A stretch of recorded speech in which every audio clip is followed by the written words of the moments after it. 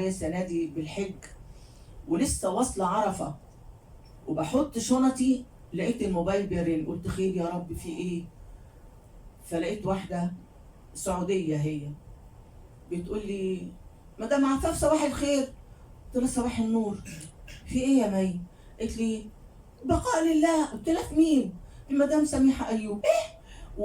انا كنت في المخيم لسه بحط حاجتي، كل الستات طبعا، كلنا ستات قاعدين مع بعض، وبصوا كلهم ايه مدام عفاف في ايه؟ خير في ايه؟